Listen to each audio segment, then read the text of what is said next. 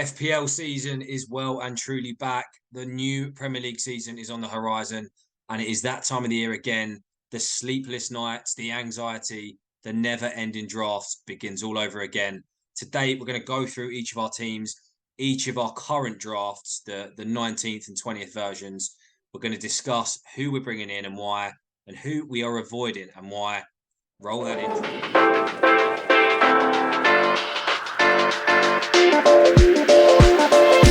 Welcome back to the Lost in Possession podcast.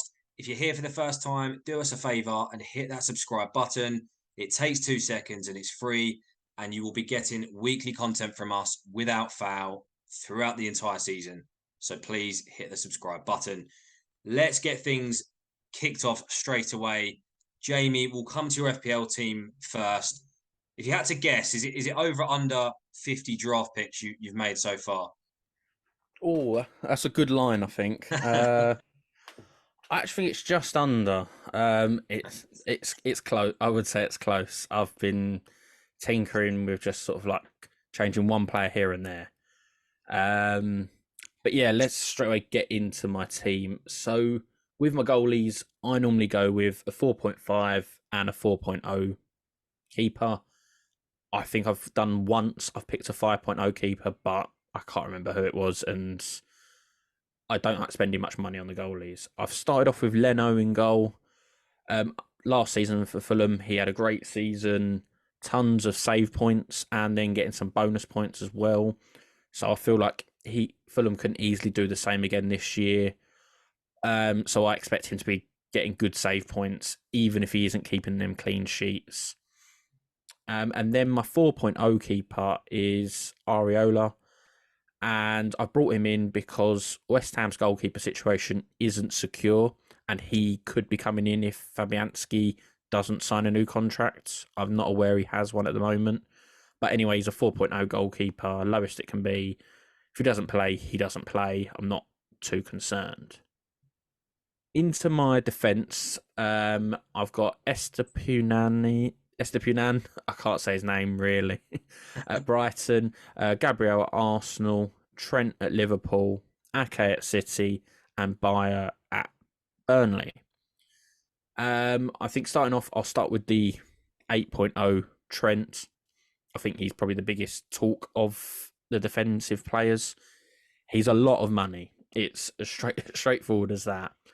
But I feel like with him playing, him in the right back position has been great for assists anyway. So big assists. Then you got the clean sheets of Liverpool. He's definitely one of the best returning FPL defenders. At 8.0, I then compare him to what people are getting in the midfield, and he gets more points than a lot of midfielders. So that's where I'm like, even though it's a high price, I have to put him in. In terms of my other ones, so Gabriel at 5.0, I think I put him in at the start of last season for his attacking from like corners. I think he would be one of the most influential in getting goals from sort of headers. Otherwise, Arsenal should have a good defence and a nice run of fixtures at the start. Estupiñán, Brighton have some great fixtures to start off the season.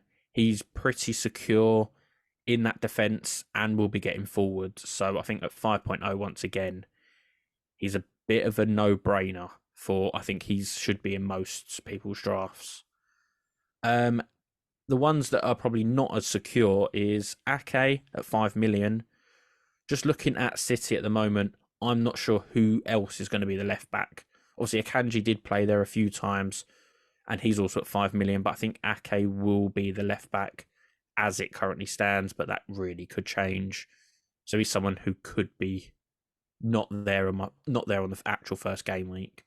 And then Bayer at Burnley, 4.0, cheapest he can be, just signed at Burnley. I see him starting, and then if he's picking up me 1.2 points off the bench, that's all he needs to do. Really. Any questions from you lot? Anyone's you're surprised at seeing? I think Gabriel. The only thing with that is obviously Arsenal have signed a centre back. You've then got potentially Ben White, who could be an option at centre back. Obviously, they've signed Timber. I You'd like to think he'd start and be playing every game again, but I think now there could be a slight rotation risk. Well, Yeah, no, with no, any of the that's Arsenal defenders. that's true. Obviously, the reason why I think, from what I'm seeing, most of it, obviously, no one's actually Arteta, but they're expecting Timber to be fighting really for the right back role with Ben White for most of it. And I think Gabriel and Saliba will be the more secure centre backs. Obviously, rotation will come into play at some point. Arsenal are in the Champions League, so sometimes they'll be like, right, Gabriel, you play midweek. Timber will play centre back on Saturday or whenever they play. So it is, yeah, it's definitely a possibility. However, I think that's where Bayer comes in, because he's going to play. I then don't lose out on a player because I've got that really cheap playing cent defender. Yeah, I do like Bayer actually as a shout, just because he's near enough guaranteed to start. So So I think that's a good shout. there's a few who are all 4.0. I think the ones you got to look for are Bayer, as I've got, Bell at Luton, and then I think it's Baldock at Sheffield United, all 4.0s, and we're expecting them to start for at least the start of the season, and they're cheap enough. If our guesses are wrong and they don't start, you're just like, okay, he's not taking up too much money in the bank. Cool. I'll move on to Jordan's defence and leave you with Jord. Cool. So I guess keepers wise, I've done what I did last year, I think, with Leicester, and I am paying a bit of a premium for Pope, but I really liked the sort of Pope Trippier double last season. It was one of the most successful duos defensively in the game. So rinse and repeat for me at the minute. Although Jamie, I know you said about spending 8.5 mil. I guess the reason or the way I'm justifying this is obviously having Dubravka, the backup. I'm guaranteed, well, not guaranteed points, but guaranteed either way. So one of them's going to be playing. So in that sense, I've kind of covered both angles. Yes, I'm paying a little bit of a premium for it, but Newcastle are improving. I still see them being pretty high up the table. So I'm pretty confident that extra 1 mil will pay off in the long run. Defensively, Estupiñán, 100% agree. Cheap, showed a lot of attacking promise last season, loves to get forward, and Brighton are a team on the rise. So no doubts, and I'll be very, very unlikely to swap him out at this stage, I'd say. Zinchenko, I kind of, I'm not having doubts, but the same point I just made about Gabriel, I do think applies to Zinchenko, because again, you've got Tierney at left back. There is a rotation risk, but for me, Zinchenko's leadership qualities that he showed last year, I think he probably will play more minutes than the others. I could be wrong about that, but he's a more of a leader kind of, although he's not the captain, he's a bit of a captain on the pitch. He's not the kind of guy you want to take off. Again, might be clutching there a little bit, but I think he's the man. We know he can get forward. We know he loves to play in the midfield. And I think what's crucial as well is looking at Arsenal's team and signing with Havertz coming in. A lot of people are saying rather than two CDMs, Zinchenko might actually be that cover in midfield. So I think there's a small chance he could play higher up the pitch. And even if he doesn't, he likes to get forward. So I'm still pretty confident in Zinchenko at 5 mil personally. Reece James, the only concern is whether he gets injured in pre-season. If he does, I'll take him out. But look, we were awful last season. Yes, we've got a new team, new signings, but there's one name, the first name on the team sheet every week, and it's Reece James. There's no doubts in my mind about him. Even when Chelsea are bad, he's good.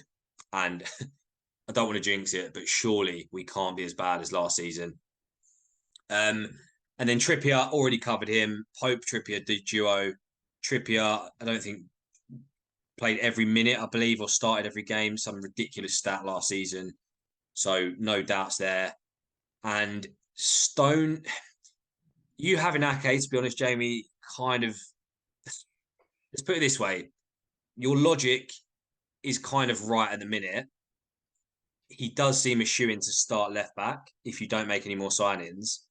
So if I'm desperate for an extra 0.5 mil, Ake for Stones is probably one I'm looking at. But my logic was Stones' form last season. Will he be dropped? I doubt it. Plus, he's now moving up into midfield. So that was my reason behind it. That being said, there's red flags there on Stones because of the rotation risk. Plus, if you're signing Vardiol, that kind of that heat, yeah, that gets worse, is what I'm trying to say. So yeah, Stones is not set in stone. I think it's an interesting point on the Stones one. I've seen a lot of people have him in, and he probably is the best City defender to have. Obviously, he's the joint highest with Ruben Diaz. The sort of I think people are playing a bit too much into him moving into the midfield role though, because even though we are quite forward as a team anyway, he's not going to be someone who's playing the through balls or playing the crosses that a Trent and Zinchenko would be doing when they actually move into midfield. That's the only worry I have. However, if I had that extra 0.5, I would be picking Stones. I think he can obviously play centre back. He can play right back as well, and he'll be in either of those positions when he moves into the midfield. So he definitely gets forward, and he will have a shot on goal. He scored 2 screamers last season, so he can be doing it again. And then he's got an aerial threat as well, so he's definitely up there for it. I actually think your biggest concern is spending the spending on Pope and Trippier, because if you look at Newcastle's first 5 games, you got Villa at home, you got City away, Liverpool at home, Brighton away, Brentford at home in the first 5. Not a single easy game really. Not a single game that you expect all them teams probably to finish in the top half.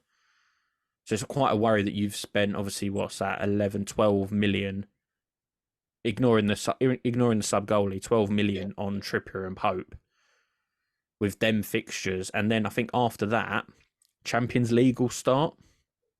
Yeah.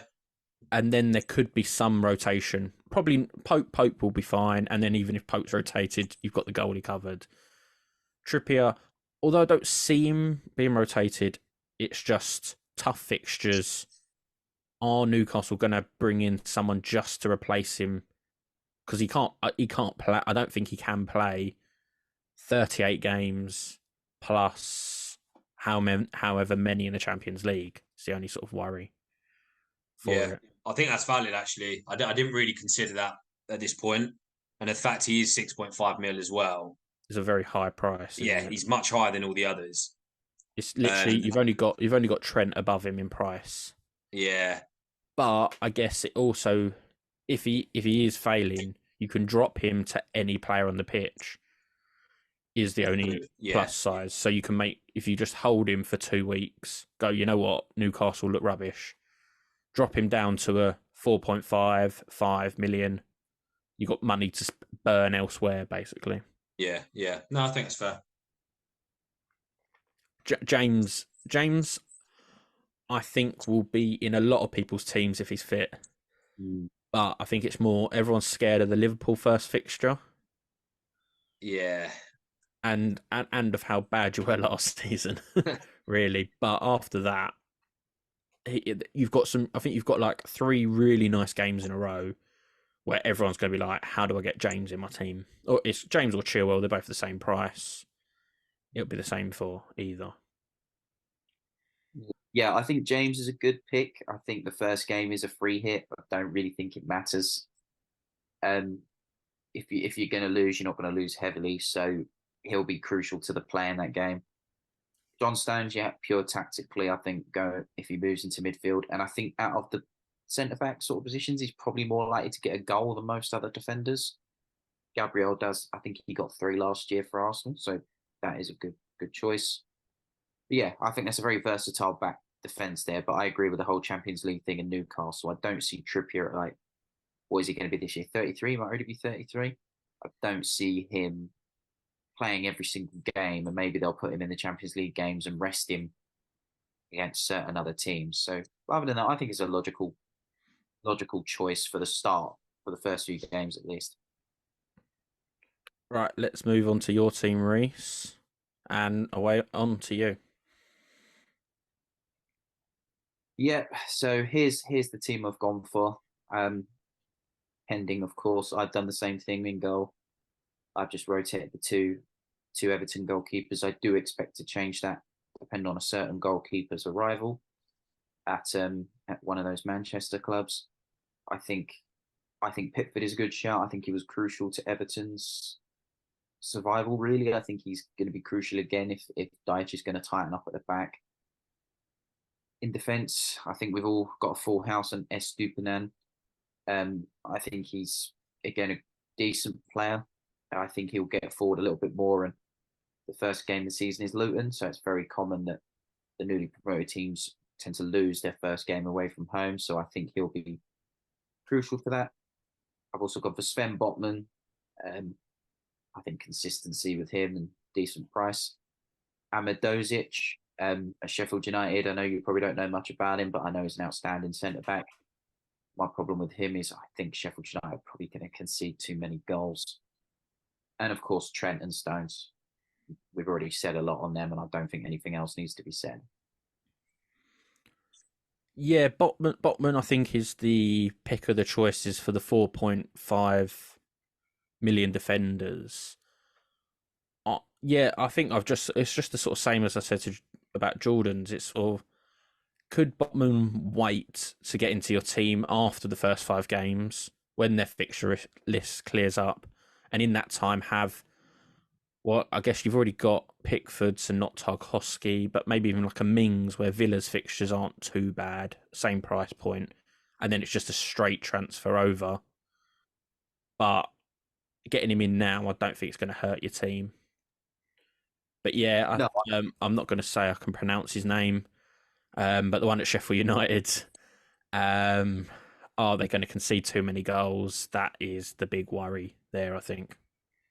yeah. The only benefit with Ahmed Dozic is that he will play the first game most likely against Palace. So I know that game could probably go either way, but he's probably a good bet to have in against maybe the mid-table clubs, the struggling relegation sides, etc. I think just Yeah. quickly, I was going to say, I think he's currently out injured, but potentially you mentioned Villa, potentially Moreno if he's fit. He's currently at 5 mil. Obviously, I think he did all right towards the end of last season. So maybe, I mean, I'm sort of thinking it now. You know, Jamie, I think you've sort of talked me out of Trippier a little bit, actually. It's just so expensive at 6.5. So he could be an option. Pau Torres could be an option. Yeah, he's Yeah. coming in and he's not going to be benched, is he? I But personally, Very true. I mean, I personally, Price. I don't think Villa will beat Newcastle in the first game of the season, and I think Villa will do well, but I think away from home they're not going to be that good. So that's why I try to avoid the Villa defense where applicable. But I think at home they're going to give everybody a real game. So yeah, the Pau Torres, but yeah, Moreno, you can definitely just bench him. Carlos will be back after that injury. So Yeah, they're all at 4.5, so it will be actually quite interesting to see who starts, except for Moreno, who's at 5.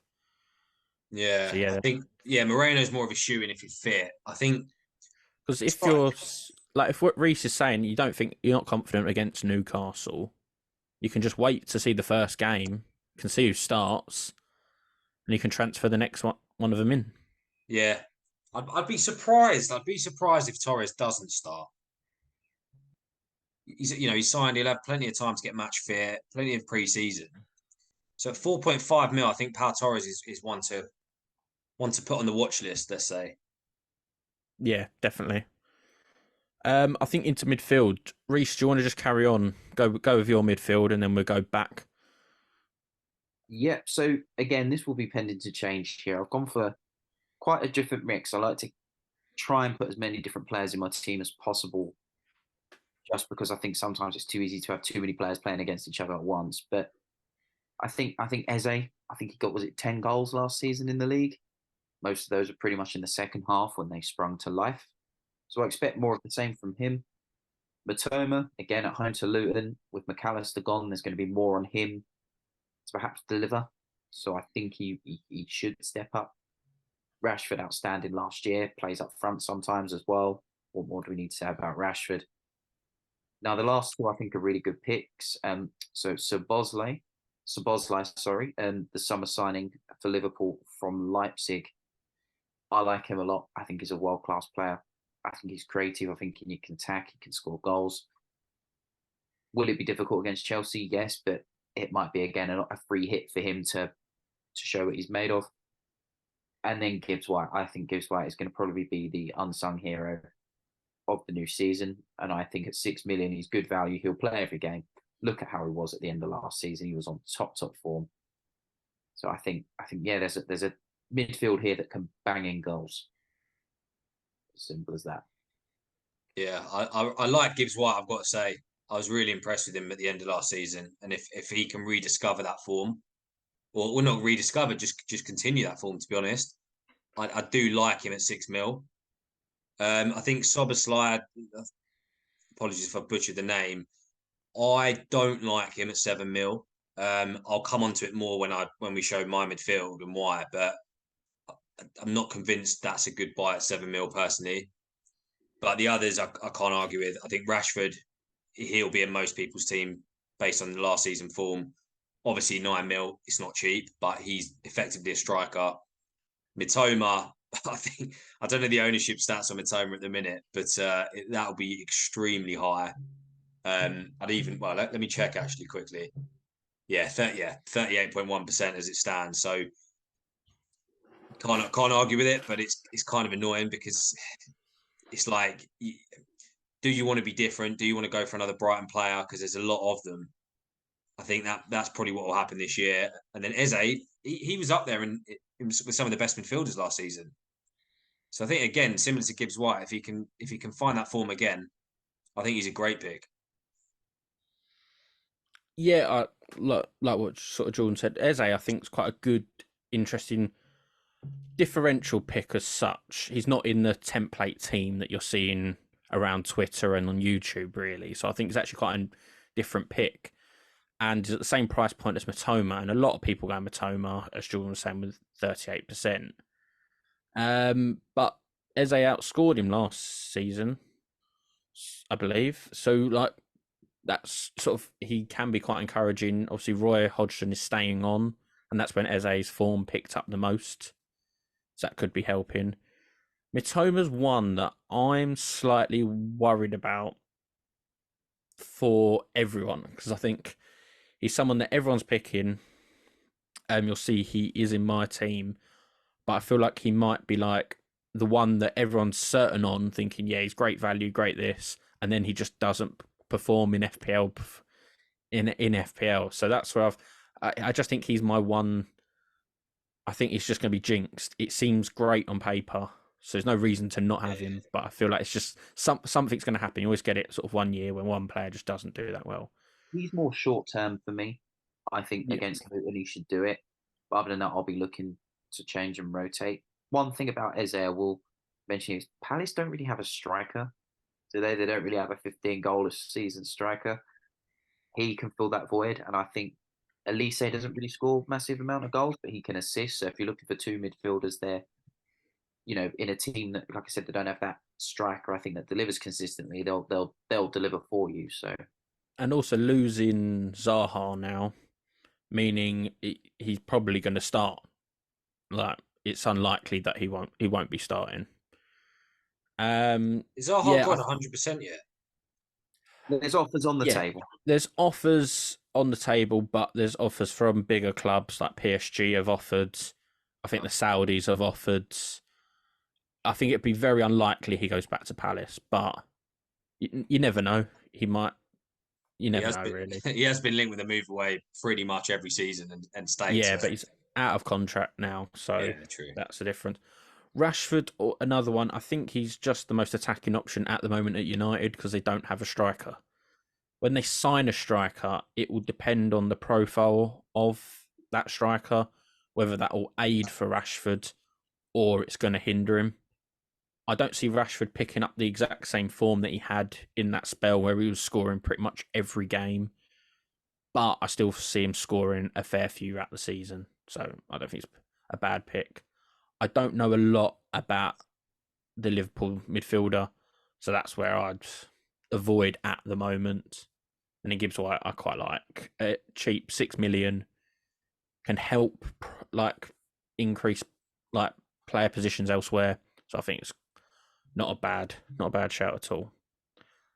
Jordan, on to your team midfield. So we'll start with the same. Obviously, Matoma we've discussed. Just on our points around Matoma, although as we said, there's no reason to doubt him. Potential differential I'd throw in the mix is in Cisco at Brighton. He's actually £1 million cheaper. So, for those of you listening, obviously, you got Matoma maybe in your team, you want him in your team, not quite got the funds. I think Cisco showed signs of life last season. Some serious performances from him. And assuming he starts, which are probably a little bit up in the air, I think he could be the next big breakout Brighton star this season. So I might, depending on funds, I might be considering him as well. But for now, Matoma makes the cut. Rashford again, similar story. I agree with your point, Jamie. If they go and sign a big centre forward striker, there will be question marks over them paying 9 mil for Rashford if he's not going to be the main man. Grealish again, I think it's important to have a City midfielder in. Yes, they're not cheap, as we know, but I don't see. Well, we know Pep Roulette. We know that goes on, but based on everything, I don't see Grealish not starting. I think he's sort of earned his way onto the team sheet with last season's form and the treble. I'm pretty confident he'll be starting, and I don't see any reason why he'll be out of form. So confident in Grealish despite the price tag. On the other side, a cheaper midfielder, Podence. I'm a big fan of him. One, because he's cheap. Two, although Wolves can't hit a barn door, I do think they'll be better this season. And Podence is very, very attacking. Sometimes he's even played as the front 2 or 3 at Wolves. He will get up the pitch. He will create chances. And in my opinion, I do think he's good value at 5.5 mil. And he'll start. And then finally for me, Luis Diaz. I'm a huge fan of this player. And Reece, the point I was making about Szoboszlai is for 0.5 mil more, Diaz is so much more attacking. He can shoot, he can skill, he can score, he can do it all. Again, there's a rotation risk is the only red flag, but I'm a big fan of Diaz and I'm backing him to be one of Liverpool's best players. So that's my thinking as it stands with him in the team. Yeah, interesting. Grealish, sort of like I agree. I think he will be playing left on the left side most weeks. Pep Roulette happens, and that's something you've just got to take into account. And that's where I think you've got an all playing team. Actually, I don't think you've got any players that are not playing. Diaz, if he's starting every week, then I think at 7.5 he's a very good value considering the alternative is Salah at 12.5. Podence, it's very much a differential pick, and he's probably the best Wolves player, but that's not saying much at the same time. I actually enjoy watching him play, but for FPL, I just don't think he does enough. Wolves just don't do enough. So for me, Wolves in general are just an avoid because they're not even that solid defensively anymore. So that's where I'd be like, I understand at 5.5, there's no real. I know you got Matoma. I think Encensio is the only one at 5.5 I'd look at. So it's quite a difficult price point to be at. I mean, before we move on, I think Podence is a good pick. I think he'll carry a lot of the burden for Wolves. Their XG, etc., has all gone up under Lopetegui, and I think he'll be crucial, especially when Neves gone. However, I do fear for Wolves in general. I think they're in severe trouble if they're financially, that is. Yep. Moving on to my midfield. So once again, Matoma, Rashford's both in there. I've gone with the other sort of 7.5 City midfielder in Foden. De Bruyne being out for the start of the season, Gundogan has left. I think there's a chance for Foden to play in the midfield. You saw it in the Champions League final when De Bruyne went off, and he was very good and almost had a sort of an unreal goal where he's turned and then got forward, and then I think in terms of goals and assists, I think he'll outperform Grealish, and that's what you need for fantasy. But it's Pep Roulette. You'd never know. Foden could be on the right. He could be on the left. He could be on the bench. So it's always a bit of a risk. But that's where I've got players who can play on my bench. And then the other two I've got, both Arsenal. Very surprising neither of you have got an Arsenal attacking players. I've got Saka and Odegaard, both at 8.5. I think Saka is one of the highest owned midfielders. So I'm just double checking. Yep, at 52.5%. He's on penalties. I think Arsenal's fixtures are just really good, and I don't see him being dropped for anyone. And Odegaard the same. Havertz coming in isn't going to affect his position, and he knows he was scoring goals throughout the season, and even towards the end when Saka had dipped off, Martinelli had dipped off a bit, Odegaard was still the one producing points. I think having both of them in these early fixtures could be very good for me.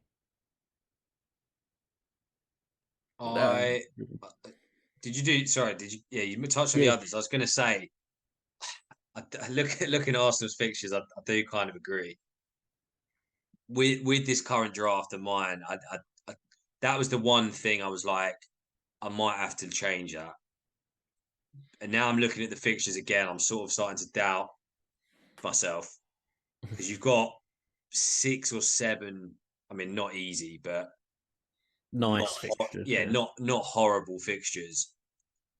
So I think not having any Arsenal attack is probably something I'll be looking at as my priority number one.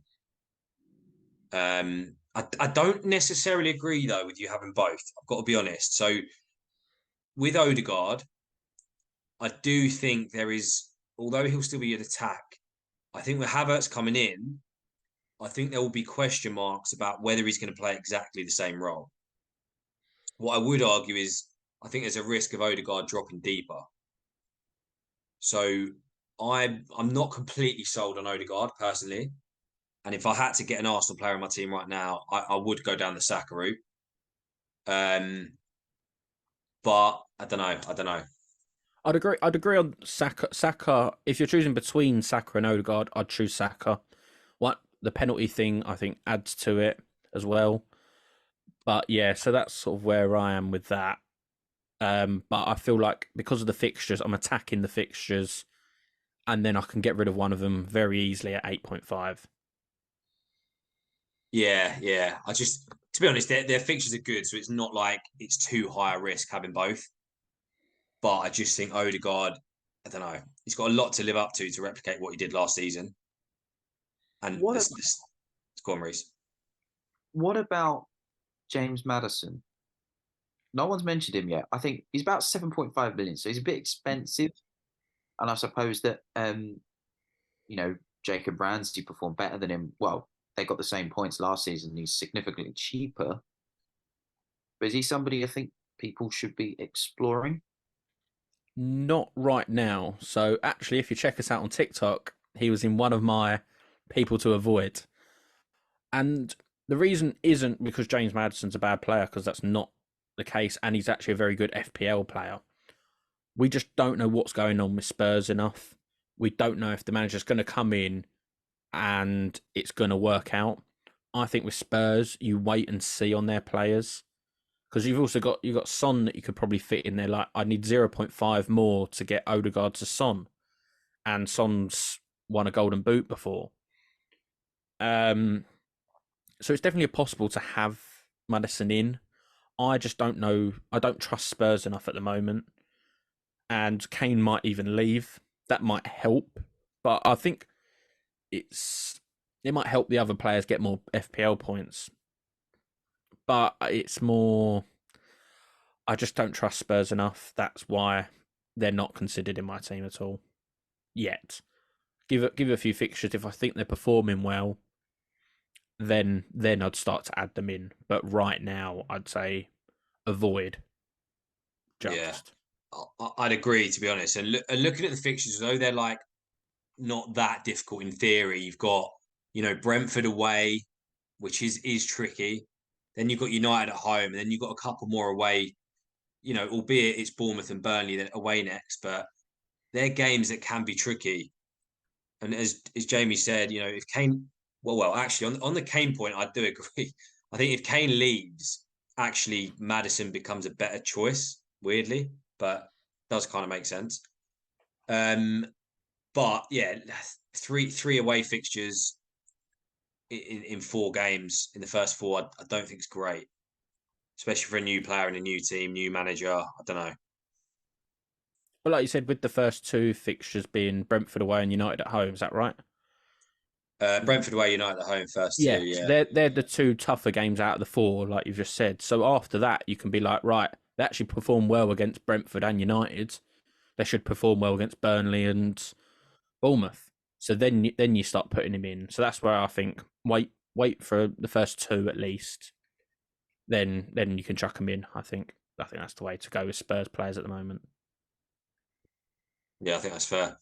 Now on to my attackers. I'll start with the obvious one. Haaland, even at 14 million, he's just essential. The only slight caveat I want to put on this is the last players, all the people who have been 40 million before, have done worse in this season than they did the time before. But you just can't not have Haaland unless he gets injured. And for me, touch wood, I hope it doesn't happen. He will score goals, and I think it's just too big of a risk not to have him, quite simply. The rest of the strikers, though, I really don't like. If I would, if it just wasn't for like the possible rotation risk of Haaland or him getting injured, I would just have one up front and have 2 4.5 million players who weren't going to play, and then play like a 4-5-1 formation. But I've got to try and put someone in there who's going to play. And I think Calvert-Lewin fits that bill for me. Really cheap, 6 million. Everton's fixtures are quite nice at the start. He's the only sort of ones that I can be convinced of. The only other player, I think you look at Kane, like I said before, Spurs, a bit unpredictable at the moment, possibly wait and see, but 12.5 million is so expensive. And when you spent 14 on Haaland, it's hard. And Jesus is probably the other one at 8 million. I've got 3 Arsenal players already in. But for me, I've watched Jesus. He doesn't score enough. And that's what's putting me off at 8 million. I think he doesn't get the extra point for a goal and he doesn't get the point for the clean sheet that, say, Odegaard does. So that's where I feel like he's worth that extra 0.5. But I might, if I want a 0.5 million somewhere else, I might be swayed to swap that over, really. And then my last one is any sort of 4.5 attacker. I've got Semedo at the moment. It doesn't really matter for me who that is. I would just try and choose someone who's low owned in that position, in that price point, so you don't have any price drops throughout the year because no one's buying him and no one's selling him. Any comments on my? I assume you're not going to have any comments on Haaland. Really, it's more the other 2. No, Haaland makes complete sense. You'd be pretty mad not to do it. Calvert-Lewin, yeah, I think if he stays fit, he's one of the best you can get. Then you'd have to ask, will Sean Dyche get the best out of him? I would argue he probably should because he was able to get a lot out of Danny Ings at his time at Burnley. Semenyo's a strange one. Yes, he's cheap, and I think Burnley are going to be quite. Bournemouth are going to be quite decent. Oh, Next season. he's not gonna play. He's there to sit at the bottom of my bench. Yeah. He's just the cheapest price point, so he could be anyone at 4.5. I actually don't care. I don't see anyone playing at that price yet. He's not a bad choice. To be fair, he's a decent player. Burnley, I think in attack are quite underrated. I think they've got Solanke. He's 6.5 million, so he's a little bit more, but Yeah, he's this not the worst. is it. And they've also got Justin Kluivert, Patrick's son, who's a new signing.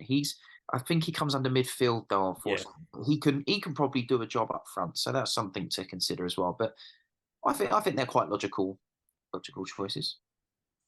Yeah, DCL. Well, I'll come on to him in a minute because I've picked him Shall we as well. move on then? Yeah, we I'll might as well on move to straight yours. on. Yeah, let's move on then.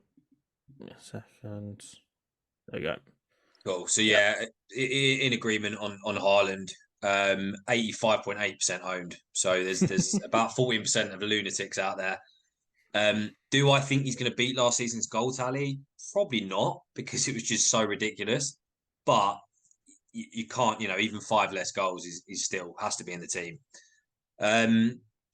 Calvert-Lewin, for me, I was really, really impressed with his form at the end of last season. Yes, obviously it's a long summer and doesn't always work like that. But that relegation scrap from Everton, particularly that away win at Brighton, that really was the moment that they started to believe.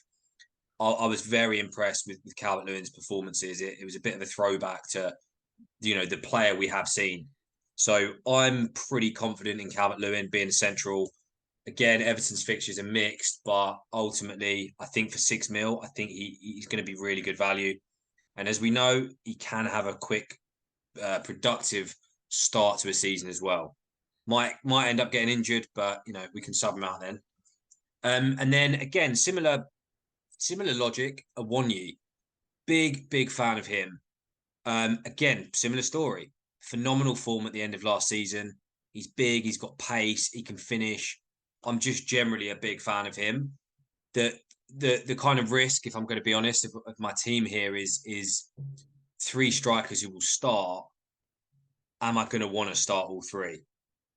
And then if I'm going to want to start all 3, who am I dropping in the midfield? Because to be honest, Jamie, I think you said it, or one of you said it. All my players, it's a playing team, and I think the debate for me in the coming weeks will be: do I really want that? Do I want to have 3 players on the bench that are actually playing every week, and then the one I bench in third place inevitably gets a hat trick? So yeah, I'm not against the £4.5 million route. So that'll be something I'm debating. Maybe it's Awoniyi, maybe dropping down to a 4.5, nobody, saving that 2 mil, reinvesting in, a better midfielder potentially. Yeah, that's where I'm at. That's a tough call. I think Awoniyi is a great shout. He got 10 goals last season. Again, it's a Forest team that massively improved. I expect them to be better next season. He's surely going to be key to that. So if he stays fit, then he'll get, he should return 10 goals minimum, potentially 15. He should have another good season. I suppose, again, it depends on runs of fixtures and if Forest go out of form, is he going to help him, get a few goals to help him get him back into form? He probably is. Yeah, because Jordan, at the moment, like you said there, your midfield, well, you've got 0.5 million in the bank as well. So if you dropped Awoniyi down to a 4.5, you've got 2.5 million to spend then, and that could be upgrading, like I've said, Podence. You got 8 million to spend in Podence's position. But also, like you're saying, you've got so many players that are all playing. It's kind of like a waste, because if you have 3 players that are out, something's gone terribly wrong, really. So something's gone terribly wrong to need all 3 of your subs. So that's where I've gone with a 4.5 million sort of striker who's not going to play, most likely, maybe gets 1 point in the whole season. But I don't care. I shouldn't need him. It's more the other 2 subs that were better. One good one who would just get me a few points. So that could be sort of it. As a striker, though, he could do quite well. Forest, I think his only competition is Dennis up front. I see him starting over Dennis. So, yeah, if you think Forest are going to sort of start bagging some goals, then, yeah, fully sort of fixtures, to be go honest. with him. But it Just does look like you're going to have too much money on the bench. I think that's possibly your issue. yeah, and just having a quick look at the fixtures as well for Forest, rough start. So I think they've got Arsenal, Sheffield United, Man United, Chelsea, Burnley, City. So Yeah. probably actually, I think Awoniyi will be in my team at some point. But actually, I'm looking probably to get him out for a 4.5 and then invest in Saka. That's probably the better strategy looking at it now. Or you could go with Awoniyi down to 4.0 and then DCL could go up to Jesus. And then you've got the Arsenal attacker in because you've obviously got none. Yeah. So it's just options you've got if you're gonna switch. Moving finally over to Reece's team. A little bit different, but take it away. Yeah, so I obviously went for Haaland because it's the most logical sense. Now I was torn up front, and I do believe I'm going to change this. I'll start with Nkunku. I think Poch will get an attack out of Chelsea. I think it's something that Chelsea haven't done for the last couple of years, so I don't see why Poch's style of play can't do it. And I think Nkunku might suit him to the ground. There are other concerns with the whole German price tag, so to speak, or German stink when they come over and tend to just flop. But I think he looks a bright player for him, and I think he's probably their best attacking player, maybe at this moment in time, along with maybe Madueke, but I don't think he'll start enough. So yeah, I've gone for him, and I think he'll cause Liverpool all sorts of problems. And going forward, I think he'll grow into his role. Archer's the strange one. I think I actually might change it to Awoniyi, really, because I think Awoniyi will be very physical against Arsenal in the first game at the very least, and should score against Sheffield United in the next. Archer scored quite well, considering how cheap he is, and I don't think he's the worst. I think he will play quite a bit for Villa next season. It's whether, of course, Watkins continues his form or, if they sign a striker. But yeah, I just went along those routes. I only put Archer there because I think if I'm going to have him on the bench, at least I've got somebody on the bench who's probably going to be a rotation option, so I don't have to be too worried. Yeah, Archer's obviously the cheapest price point for a striker, so having him there, if he plays a little bit, even better. But if he doesn't play, you can't spend any less on that position, so you've not wasted any money. Nkunku, it's one of them where I like the player. I think he's very good. It just depends on how he fits into Poch's system and the Premier League. So it's a bit of a risk at 7.5, but I think there's such a lack of strikers to choose from. If he just hits form, you've got an early sort of lead on that. So it could be quite a good risk to take because who really else is there to take his place? Exactly. Everything's still unsure about Lukaku at this moment in time. And That's not going to happen. He can't. I know He can't exactly, come back. but realistically, like if Chelsea get 5 goals from an attacker, it's going to be a success, bearing it considering last season. So he surely is their best bet in these positions at the moment. If he's going to play as an out-and-out centre forward, or a winger, or an attacking midfielder, so you're basically getting 3-4 positions in one with this guy. Yeah, I've got to say, initially when you had Nkunku, I thought it was a bit weird, but the more I'm looking at it, looking at the fixtures, thinking about it, I think this could be quite a genius potential move. The reason I say that is because obviously we're playing Liverpool in the opening game, so no one really is going to go for that many Chelsea players. And you then look after that game, we've got, again, these aren't easy games, especially if you're not in good form, but like West Ham, Luton, Forest, Bournemouth, Villa, Fulham, Burnley. That's the next fixtures, which suddenly, if we go back to Chelsea of old, they're all them winnable games. And if Nkunku, again, there's a lot of doubts and question marks here. If he'll start, will he play in the centre forward role? But the bottom line is, if you want to make the sort of optimistic case, he was Bundesliga top scorer last season. We're lacking a striker. He's been a big money signing. So there is a high chance he will be the guy as centre forward. And if you take out the Liverpool game, I mean, obviously it's a bad comparison, but like, Haaland comes in, doesn't matter who they play, he's capable of scoring. So if Nkunku does live up to some degree to the hype, suddenly in week 2, you could get a lot of people transferring him in because of Chelsea's then ridiculous run, in which he'd probably then go straight up in price. So I don't know. You talk him into it a little bit, but at the moment, I think it could potentially work out as a genius move.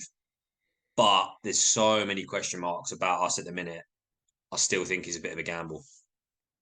Yeah, I think a lot like I think I mentioned with when you had James in your side, Jordan. It's more Chelsea's fixtures turn really nice. It's just not a great one on the start. Well, not a very good one at all at the start of the season. Then it's more how bad you were last season. Can Poch just change that in an instance? Obviously, you got the whole of pre-season, but Nkunku I think will start. So I don't see him not starting. Maybe not every single game, but I don't see why he won't start 90% of them. Just through to bringing him in, he scores goals, which is better than pretty much all of Chelsea's forward positions at the moment. So that's sort of one where, yeah, I think it would work because he will play either on the wing or up front. One I did want to bring up striker wise. So this is a Chelsea player is Broja. I don't see him starting, but he's at 5.0. And if Nkunku was on the wings, and would he get a chance up front? Or is it just going to be, right, Jackson, you're going to be up front? Or is Jackson, I don't know, for the future? Because this is where I'm a bit, I don't know with Chelsea. I haven't put him in for this sort of reasons because I don't know. I don't think he's going to play, but if he does, he could be a steal at 5 million. Yeah, I just think there's so many question marks. Yeah. I think at the minute it makes most sense that Nkunku plays as the centre forward. But the Jackson Broja debate, honestly, I still couldn't tell the answer now. It's not clear to me whether Jackson is a signing like we want him in straight away. I think it will be interesting, and I'll probably know in a few weeks after watching the preseason friendlies. But I've said before, I'm a big fan of Broja. He's an old school number 9, and I think he can be a big player. But I think you'd need to see friendlies first to see if we're going to go Jackson or Broja. Yeah, I think that will change a lot. Probably a lot of our teams. Yeah, looking at pre-season, see who's actually starting, who's not, and then if you're seeing, like, you could see Nkunku not play all pre-season, so then he's got to go, and then like I say, but I think he's just one that I think no one, I haven't seen anyone mention him at all, and I just think at 5 million, if he plays a few of them pre-seasons and scores, looks well, he could just sneak into the side and he'll go completely under the radar. But I think that's very much a big if. Yeah, just a couple from me. I think a lot of Chelsea's attack are very versatile. So probably use that to your advantage. Mudryk can play on the wing, he can play centre attack, he can play up front. And Kunku can. Broja can play on the wing as well, I think. Sterling can offer up front if he needs to on the wing. So even with some of those players, maybe pick one or two, because Poch will attack and press, and you're going to get players that can play in different positions. So you'll probably find that they might contribute with a couple of extra goals that they're not expected to, just because they can offer different positions. But I agree, the whole point, the issue with Chelsea, other than probably James and Chilwell, there is no other position currently guaranteed nailed on. So that is something to consider. I was going to say on that note, I do think this again, it will be a gamble until you see the team. A player I'm backing is obviously Madueke. 5.5 mil. In my opinion, he will work his way into the side, and he is going to be a big player for us this season. And he'll be on the right side of the front three. So for 5.5 mil, suddenly, again, yes, the risk is whether he will start. he really impressed me last season despite the awful form.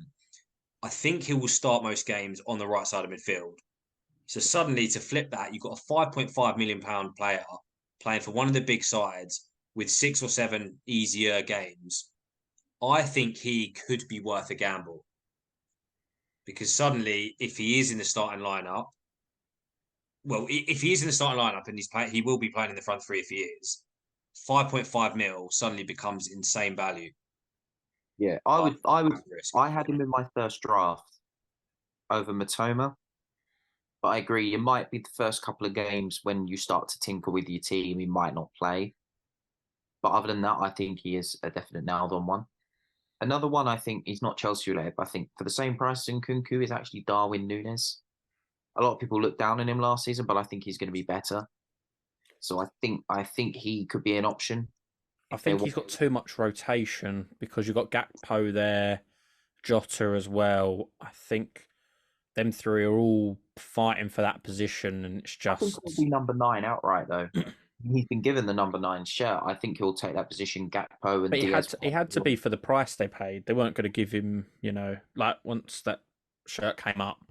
I think they're always going to give it to him, but it doesn't mean he's going to start. I think and I think Gakpo's done better than him, and he's actually been there less. So I think he's one to watch, but definitely I'd completely avoid him for the start of the season, just until you see what Liverpool's front three are going to be and who's firing. Boom. There you have it. Any more for any more? Not at the moment. Can't give away all the secrets. Well, we have given away plenty today. As always, make sure to let us know your thoughts. Who's the better teams out of us three so far? Let us know your thoughts in the comments. As always, like, comment, and subscribe.